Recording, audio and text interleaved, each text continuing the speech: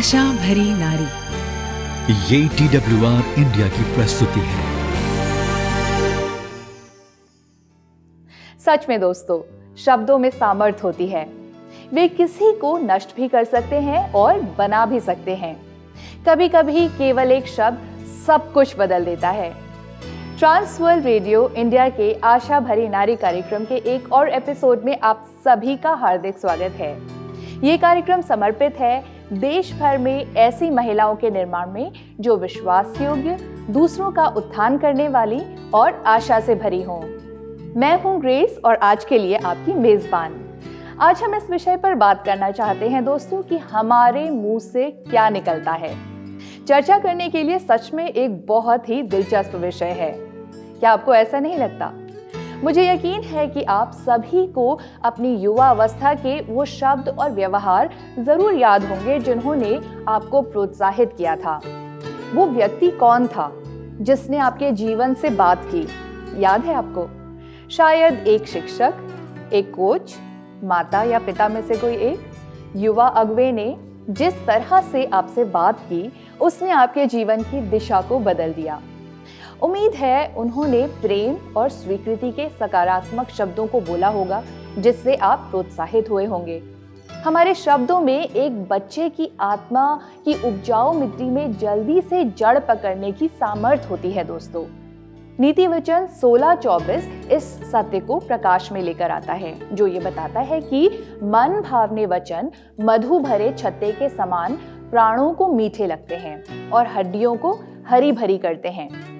एक वाक्य, एक उत्थान करने वाला शब्द या करुणा से भरा हुआ व्यवहार या कार्य जीवन को हमेशा के लिए बदल सकता है। 21वीं सदी के यहूदी रब्बी ने शब्दों की सामर्थ्य के बारे में इस कथन को साझा किया, जो इस प्रकार से कहता है, शब्द मानवता के लिए उपलब्ध सबसे शक्तिशाली सामर्थ्य है। हम इस बल का उपयोग प्रोत्साहन के शब्दों के साथ रचनात्मक रूप से या निराशा के शब्दों के साथ विनाशकारी रूप से कर सकते हैं। शब्दों में ऊर्जा और सामर्थ्य दोनों ही होते हैं, जिसमें मदद करने, चंगा करने, बाधा डालने, चोट पहुंचाने, नुकसान पहुंचाने, अपमानित करने और विनम्र करने की क्षमता होती है।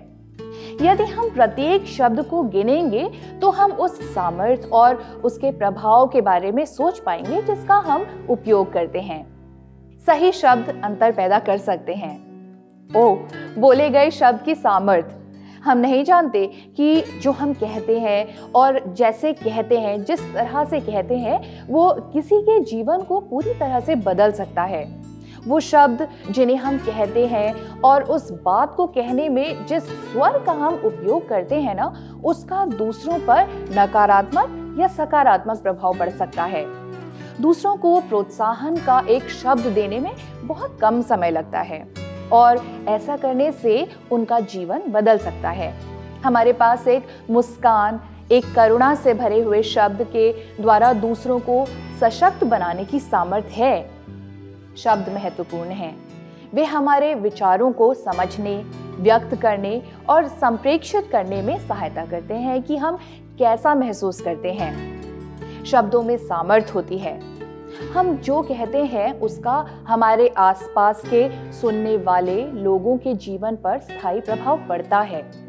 हम पीछे मुड़कर भी देख सकते हैं और उन महत्वपूर्ण निर्णयों का पता लगा सकते हैं जो हमने विश्वसनीय सलाहकारों और मित्रों द्वारा कहे गए शब्दों पर किए हैं। शब्द इतने महत्वपूर्ण और शक्तिशाली होते हैं दोस्तों कि जब हम परमेश्वर ने सृष्टि की रचना की तो शब्दों के द्वारा की।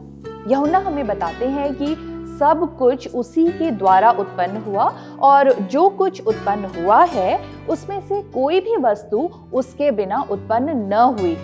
जरा इसके बारे में सोचें। केवल परमेश्वर का एक वचन ही एक ऐसा साधन है जिसका उपयोग परमेश्वर उस संसार को बनाने के लिए करते हैं जिसे परमेश्वर देखना चाहते हैं। हमारे शब्द उसी तरह कार्य करते हैं। हम आमतौर पर स्वीकार करते हैं कि जब हमारे जीवन के विभिन्न क्षेत्रों की बात आती है तो हमें उसके स्तर को ऊपर उठाना चाहिए, लेकिन हम शायद ही कभी इस पर विचार करते हैं कि विश्वासियों के रूप में हमें कैसे बोलना चाहिए। हम अक्सर इस बात पर ध्यान देते हैं कि हमें किस तरह की बातें करनी चाहिए और क्या नहीं।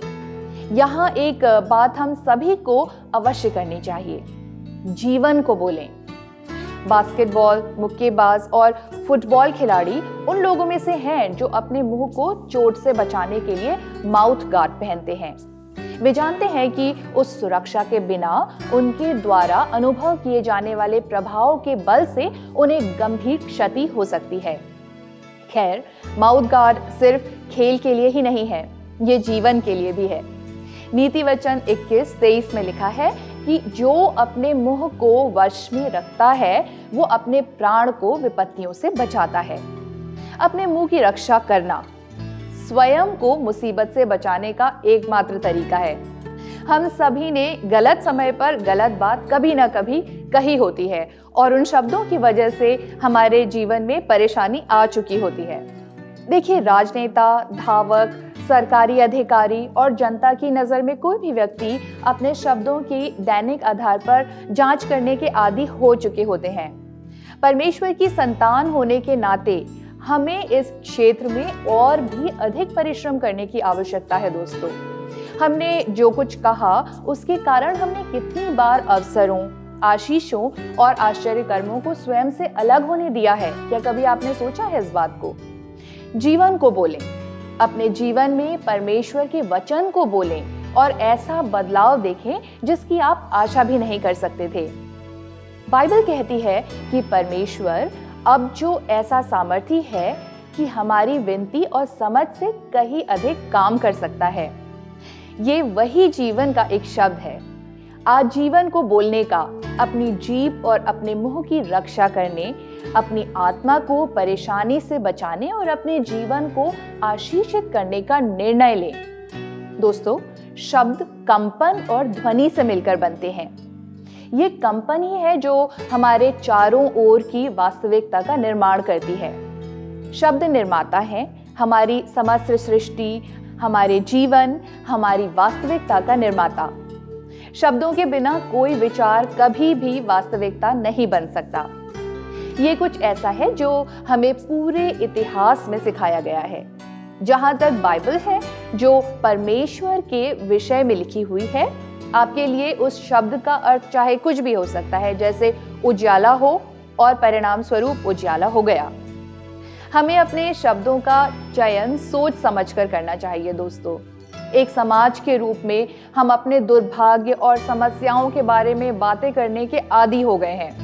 जब हम दूसरों के सामने रोते या उनसे अपने जीवन के विषय में शिकायत करते हैं, तो हम उन नकारात्मक शब्दों को वास्तविकता बनने के लिए उन्हें बाहर निकालते हैं। जब आप कई बार कुछ कहते हैं, तो आपके शब्द जिन्हें आप कह रहे हैं, वह न केवल आपके अपने दिमाग में बल्कि हर किसी के दिमाग में भी एक सत्य बन जाते हैं। यदि वास्तव में ऐसा है, तो आप अपने आप से पूछें, क्या आप वास्तव में अपने आप को और सभी को ये बताना चाहते हैं कि आप जानते हैं कि आप प्रेम में बदकिस्मत हैं, असफल हैं, दुखी हैं, ऊब गए हैं या जो कुछ भी जिसकी आप शिकायत करते आ रहे हैं? विशेष रूप से जब आप जानते हैं कि ये सटीक शब्द है जो आपके जीवन का निर्माण कर रहे हैं। दोस्तों, उन शब्दों का चयन करना शुरू करें जिन्हें आप अपने होश में होकर बोलते हैं। अपने और अपने जीवन का वर्णन करने के लिए आप जिन शब्दों का उपयोग करते हैं, उन पर बेहतर आत्म जागरूकता का अभ्यास करें। नकारात्मक, शक्तिहीन शब्द जैसे नहीं कर सकते, नहीं करना चाहिए, नहीं होगा, नहीं करेंगे, इन सब शब्दों से आपको बचना चाहिए। वे आपको उस जीवन को प्रकट करने की आपकी क्षमता से वंचित कर देते हैं जिसे आप जीना चाहते हैं। अगली बार जब आप अपने शब्दों को नकारात्मक शब्दों का उपयोग करते हुए पाएं, तब आप उन्हें नियंत्रित कर लें और अपने शब्दों के विकल्पों को खोजें ताकि उनका आपकी दुनिया पर अधिक सकारात्मक प्रभाव पड़े। उदाहरण के लिए, यदि आप आमतौर पर कुछ ऐसा कहते हैं जैसे मैं अस्वस्थ और अधिक वजन वाली हूँ, तो क्यों ना इसे एक अधिक सकारात्मक, रचनात्मक कथन में बदल दिया जाए। जैसे मैं स्वस्थ होने की प्रक्रिया में हूँ और प्रत्येक दिन मैं अपने आदर्श वजन को पाने के लिए और करीब आती जा रही हूँ। आपके शब्द वो रंग हैं जिससे आप अपनी वास्तविकता को चित्रित करते हैं। वे ऐसी वास्तविकता बनाने के लिए जो आपके लिए अच्छी हो और उन शब्दों को बुद्धिमानी और सकारात्मक रूप से चुनें। फिर है अपने हृदय से बोलें। जब हम अपने जीवन में बहुत शिकायतें करते हैं, उत्सुकता से बोलते हैं या घृणा से भरे हुए शब्दों का प्रयोग करते हैं, तो हम आमतौर पर ऐसा डर की वजह से करते हैं। इसलिए इस पर विजय पाने के लिए आपको जो पहला कदम उठाने की आवश्यकता है दोस्तों, वो ये है कि आप जिन शब्दों का उपयोग कर रहे हैं उन पर बेहतर आत्म जागरूकता का अभ्यास करें। अगली बार जब आप शिकायत करने या स्वयं को या दूसरों को नीचा दिखाने के लिए अपना मुंह खोलें, तो अपने आप से पूछें, मैं ऐसा कर क्यों रही हूँ? ये मुझे या मेरी खुशियों को कैसे प्रभावित करने वाला है? अपने आप से ये 2 महत्वपूर्ण प्रश्न पूछें और निसंदेह आपको इस बात का पता चल जाएगा कि आप वास्तव में ऐसा डर के कारण बोल रहे हैं। ये डर ही है दोस्तों कि आप बहुत अच्छे नहीं हैं। ये डर ही है कि आप गलत संबंध, गलत व्यवसाय आदि में हैं। सबसे महत्वपूर्ण बात यह है कि आपको एहसास होगा कि इन आशंकाओं को बुलाकर आप अपनी खुशी के लिए कुछ नहीं कर रहे हैं। आपके शब्द केवल आपको बदतर महसूस करा सकते हैं। इन आशंकाओं को आपके जीवन में अधिक तीव्रता के साथ प्रकट कर सकते हैं। इसलिए अपने शब्दों को बहादुरी से, होश में और प्रेम से चुनें। हमेशा प्रेम से बोलें, अपने लिए, अपने जीवन के लिए और दूसरों के लिए। आपके शब्द आपकी दुनिया के बराबर हैं, इसलिए उनका बुद्धिमानी से उपयोग करें। भजन संहिता 34:13 इस प्रकार से हमें याद दिलाता है कि अपनी जीभ को बुराई से रोक कर रख और अपने मुंह की चौकसी कर कि उससे छल की बात न निकले। ऐसे कुछ तरीके हैं जिनके द्वारा बुराई के लिए जीभ का उपयोग किया जा सकता है और हम इसके विरुद्ध कैसे लड़ सकते हैं। जैसे शपथ न खाएं। लोगों के मुंह से स्वाभाविक रूप से अब शब्द बाहर निकल ही आते हैं और आपको इस बात पर आश्चर्य होता है कि घर में किस तरह की भाषा का इस्तेमाल किया जाता है।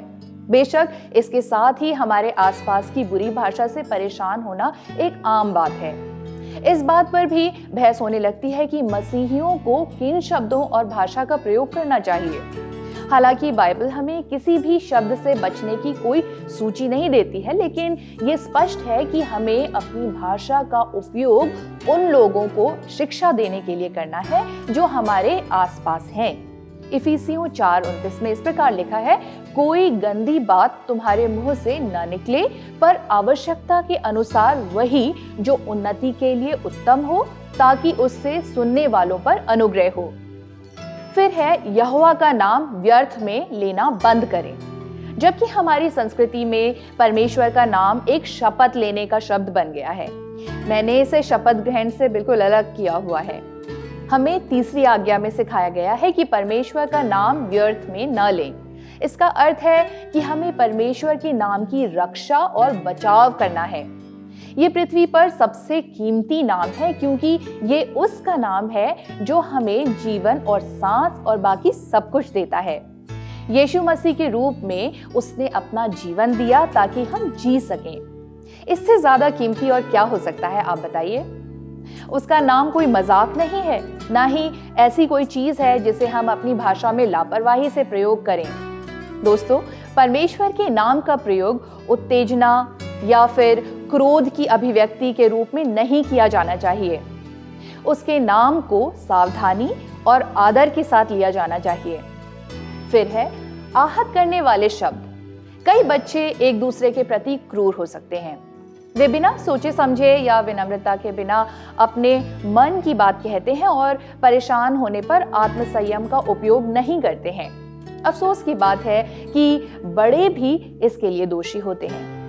आहत करने वाले शब्द बुरे शब्द होते हैं, क्योंकि वे परमेश्वर के हाथों द्वारा रचे गए और उसके स्वरूप में बनाए गए मनुष्यों को पीड़ा पहुंचाते हैं। साथ ही हमें सब कुछ बिना शिकायत या बहस के करना है। हम कितनी बार इस वचन की अवहेलना करते हैं, क्या कभी आपने सोचा है? मुझे पता है कि मैं अक्सर यहाँ असफल हो जाती हूँ और ये कोई छोटी बात नहीं है, ये एक गंभीर मामला है, क्योंकि अपनी शिकायत में हम परमेश्वर की योजना के विरुद्ध बोल रहे हैं। जब हमारा दिन हमारी योजना के अनुसार नहीं बीतता है तो हम शिकायत करने लग जाते हैं। तब हम मूल रूप से कहते हैं, परमेश्वर आपके तरीके अच्छे नहीं हैं और सही नहीं हैं और आपकी योजनाएं भी अच्छे के लिए नहीं हैं। आप पूछ सकते हैं, लेकिन हमारे मुंह की रक्षा करने का रहस्य क्या है? याद रखें, हमारे और हमारे बच्चों के शब्द हमारे हृदयों में जाने वाली एक खिड़की है। हमारा हृदय हमारी भाषा को निर्देशित करता है। अगर हम चाहते हैं कि हमारी और हमारे बच्चों की भाषा बेहतर हो, तो हमें हृदय तक पहुंचने के लिए कार्य करना चाहिए। थॉमस वॉटसन ने कहा, यदि आपकी भाषा या जीभ बेहतर है तो बेहतर हृदयों के लिए परिश्रम करें। यह हृदय ही है जो जीभ पर प्रभाव डालता है। यदि हृदय व्यर्थ और पार्थिव है तो जीभ भी वैसी ही होगी। यदि हृदय पवित्र है तो जीभ वैसी ही रहेगी। केवल एक चीज जो हमारे हृदयों तक पहुंचकर उसे बदल सकती है, वो है परमेश्वर का वचन। ये एकमात्र तेज और शक्तिशाली हथियार है दोस्तों, जो वहां निहित पाप को काटने के लिए पर्याप्त है। भजन संहिता 119:11 में भजनकार इस प्रकार लिखते हैं, मैंने तेरे वचन को अपने हृदय में रख छोड़ा है कि तेरे विरुद्ध पाप न करूं। परमेश्वर के वचन में हम देखते हैं कि कैसे मसीह ने उपहास और अपना मजाक उड़ाने वालों के बीच अपनी जीभ को थामे रखा, कैसे वो अपने आरोप लगाने वालों के सामने चुप रहा, और ये कि परमेश्वर की इच्छा के प्रति उसका शांत समर्पण न केवल हमें बचाता है बल्कि हमें एक बेहतर मार्ग भी दिखाता है। जहां हम सभी अपने द्वारा उपयोग किए जाने वाले शब्दों में विफल रहे हैं, वहीं यीशु ने केवल सत्य बोला है और अपने पिता का आदर किया है, और हमें हमारे पापों से बचाने के लिए उसने हमारे शब्दों को भी पवित्र किया है कि हम स्वयं अनुग्रह और सत्य की बातें बोल सकें। यदि हम ऐसी भाषा चाहते हैं जो परमेश्वर के लिए आदर से भरी हो, तो हमें अपने और अपने बच्चों के हृदयों को परमेश्वर के वचन की ओर निर्देशित करना चाहिए। ईश्वरीय वाणी का रहस्य परमेश्वर के वचन के द्वारा बदले हुए हृदय में है दोस्तों। ये हमारे होठों का रक्षक होगा। भजन संहिता 141:3 में इस प्रकार लिखा है, हे यहोवा मेरे मुख पर पहरा बैठा, मेरे होठों के द्वार की रखवाली कर। आप कितनी बार जो कहते हैं उसका अर्थ होता है, और जिनका अर्थ होता है वही बातें आप कहते हैं। आप अपने मुंह से निकलने वाले शब्दों को कितनी बार सुनते हैं? बाइबल कहती है, जो मन में भरा है वही उसके मुंह पर आता है। हम एक ऐसे समाज में रहते हैं दोस्तों, जहां हर किसी के पास कुछ ना कुछ कहने के लिए है। कई बार किसी व्यक्ति के मुंह से शब्द या समूह की ओर से दिए गए बयान से पहले उन्हें पूरे सोशल मीडिया पर पोस्ट कर दिया जाता है। मुद्दा ये है, हमारे उच्च तकनीकी समाज में कई बार कोई व्यक्ति क्या कहता है और इसकी व्याख्या कैसे की जाती है, ये दोनों ही मेल नहीं खाते हैं। हमने इसे बार बार सुना है, मेरे शब्दों को गलत समझा गया है, या मैंने ऐसा नहीं कहा, या ये फेक न्यूज़।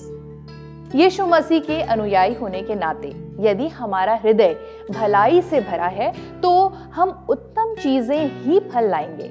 जब हमारे शब्द हमारे हृदय और हमारे ईश्वरीय चरित्र को दर्शाते हैं तो वे हमारे भीतर क्या है इसका एक स्नैपशॉट प्रदान करते हैं।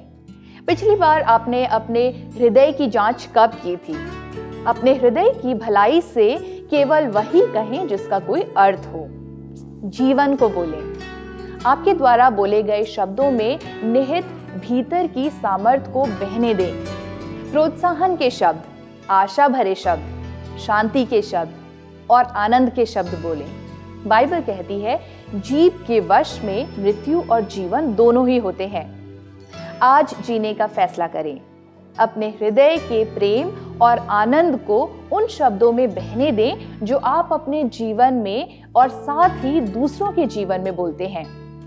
जंगल की आग सबसे तेज और सबसे घातक प्राकृतिक घटनाओं में से एक बन सकती है। ये अक्सर आग को जलाने के लापरवाह कार्यों के कारण होती है, जहां लकड़ी की बहुतायत होती है। यदि सभी तत्व तेज हवाओं और शुष्क भूमि में मौजूद हों, तो जंगल की आग तेजी से फैल सकती है और कुछ ही सेकंड में ये भूमि, घरों और यहाँ तक कि अपने रास्ते में आने वाले लोगों को भी नष्ट कर सकती है। खैर, कानाफूसी करना आग के रास्ते में लगातार लकड़ी रखने जैसा होता है। नीति वचन 26:20 में इस प्रकार लिखा है, जैसे लकड़ी न होने से आग बुझ जाती है, उसी प्रकार जहां कानाफूसी करने वाला नहीं होता है, वहां झगड़ा भी मिट जाता है। यह हमें याद दिलाता है कि लकड़ी को हटाने से आग बुझने लगती है और ऐसा ही कानाफूसी के साथ भी होता है। किसी बिंदु और कभी ना कभी हम सभी को किसी और के लिए सुनी गई कानाफूसी के शब्दों को हमारे कार्यस्थल, हमारे घरों, हमारे आस पड़ोस और हाँ, यहाँ तक कि कलीसिया में भी ले जाने के लिए दोषी ठहराया गया है। जैसे लकड़ी के लगातार प्रयोग से जलती हुई आग भड़क उठती है। परमेश्वर के संतानों के रूप में हमें इस बात के प्रति सचेत रहना चाहिए दोस्तों कि कानाफूसी और विनाशकारी बातचीत का हिस्सा बनना कितना आसान है। हमारे होठों से निकले शब्दों से दूसरों का विपत्तिपूर्ण विनाश हुआ है या उन्हें उससे ठेस पहुंची है। अगली बार जब भी कोई आपके पास कानाफूसी करने आए या ऐसे शब्दों को बोलने का विचार करे, तब अपनी जीभ की जलती हुई लकड़ी को हटा दें और उस आग को भड़कने से पहले ही बुझा दें। एक और दिलचस्प बात यह है दोस्तों कि इस वचन में नमक के लिए एक ग्रीक शब्द हलास है। बाइबल में इस शब्द का प्रयोग इस रूप में केवल 4 बार किया गया है और इसका शाब्दिक अर्थ है नमक, जिससे भोजन को नमकीन किया जाता है। मैं ज्यादा भोजन तो नहीं बनाती हूँ, लेकिन भोजन पकाने के बारे में एक बात मुझे पता है, ये वो है कि नमक खाने के स्वाद को बेहतर बनाने में सहायता कर सकता है और ये भोजन को संरक्षित भी करता है और ताकि ये लंबे समय तक चल सके। बाइबल स्पष्ट रूप से कहती है कि जब हम बोलते हैं तो ये एक दूसरे को उत्तर देने के लिए नमक द्वारा नमकीन करने के समान होना चाहिए। जैसा कि आज हम जीवन को बोलना जारी रख रहे हैं, हमें इस तथ्य से अवगत होना चाहिए कि हमारे शब्द बातचीत को नमकीन करने के समान होने चाहिए। हमारे शब्द स्वाद को बढ़ा सकते हैं और बातचीत में स्वाद के एक स्तर को जोड़ सकते हैं जो आमतौर पर वहां नहीं होता अगर हमने उन शब्दों का उपयोग करने का फैसला नहीं किया होता। उस आखिरी भोजन के बारे में आप सोचिए जहां आपने नमक का इस्तेमाल किया था। मुझे पूरा यकीन है कि आप इसे बिना नमक के माध्यम से बना सकते थे जब तक कि खाना वास्तव में खराब न हो। हालांकि नमक आपके द्वारा बनाए गए केवल उसी भोजन को प्रभावित नहीं करता जिसमें आपने इसको मिलाया था, बल्कि ये पूरे भोजन को प्रभावित कर देता है। आज आपके शब्द, यदि आप परमेश्वर के नमक वाले शब्दों का उपयोग करने का निर्णय लेते हैं, तो आपके पास न केवल बातचीत को बल्कि किसी के पूरे भोजन को प्रभावित करने का अवसर होगा। इस बात का ध्यान रखना आवश्यक है कि हर बातचीत अनुभवी होती है, लेकिन सवाल ये बन जाता है, क्या आपकी बातचीत में नमक डाला हुआ है? आज अपने शब्दों को न केवल अपने लिए बल्कि उन लोगों के लिए भी तैयार करें जिनसे आप बात करेंगे। ऐसा इसलिए करें दोस्तों ताकि उनके बीच बेहतर बातचीत हो सके और उनका जीवन भी बेहतर हो। जीवन को बोलें और तुम्हारा वचन सदा अनुग्रह सहित और सलोना हो कि तुम्हें हर मनुष्य को उचित रीति से उत्तर देना आ जाए। अंत में मैं आपके साथ कुछ ऐसा साझा करना चाहती हूँ जिसे आप अपने साथ ले जा सकें। कुछ वर्ष पहले मेरी बहन ने मेरे साथ एक पोस्टर साझा किया था जो उस हाई स्कूल में लगा हुआ था जहाँ वो पढ़ती थी। जबकि ये सभी के लिए अच्छी सलाह है, मुझे लगता है कि ये हम महिलाओं के लिए भी उतनी ही अच्छी सलाह है। इसमें लिखा था, बोलने से पहले सोचें। Think, THINK। T यानी कि ट्रू, क्या मेरी बातें सच हैं? H, हेल्पफुल, क्या मेरे शब्द मददगार हैं? I, इंस्पायरिंग, क्या मेरे शब्द प्रेरित करने वाले हैं? N, नेसेसरी, क्या मेरे शब्द जरूरी हैं? K, काइंड, क्या मेरे शब्द करुणा से भरे हुए हैं? मेरी प्रिय बहनों, चाहे आप कुछ भी या कैसी भी महसूस कर रहे हैं, बोलने से पहले THINK, थिंक यानी कि सोचें, ताकि आप हमेशा जीवन ही को बोल सकें। अगली बार तक के लिए हमें विदा दीजिए और हाँ, बोलने से पहले थिंक यानी कि सोच कर बोलें, समझ कर ही बोलें।